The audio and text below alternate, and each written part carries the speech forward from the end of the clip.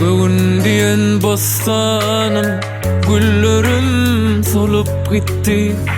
Aşavanan bağıt kuşum, düşmanım alıp gitti. Sana bakan gönlüm yaşlara dolup gitti. Söyleyen diyen sözlerim yüreğimi dilip gitti. Söyleyen diyen sözlerim yüreğimi dilip gitti. Neredesin mehribanım, güllerim solup gitti. Neredesin söyleyen yarım, bir fasıl bolup bittim. Neredesin mehribanım, dertlerim dolup gitti. Neredesin söyleyen yarım, bir fasıl bolup bittim.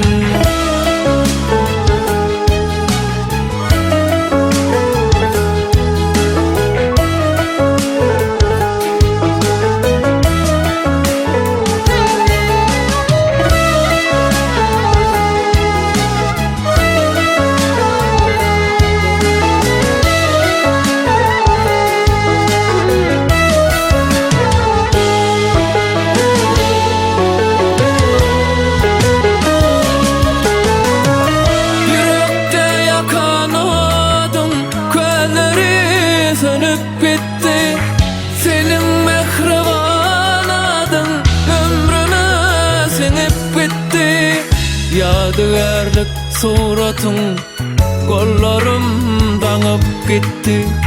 Gözlerimden akan yaş yanakta damıp gitti.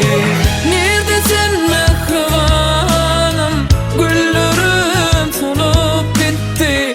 Neredesin söyleyen yarım, bir fasıl bolup bittim.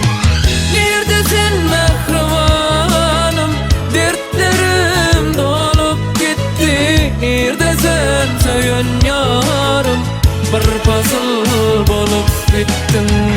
Sana çemen bağladım, güllerim solup bitti. Akbalımdan ağladım, bağıtımı alıp gitti. Doymadı kazan yeli, kökleri yolup bitti. Söylenim kolum bağlap, otlara salıp gitti.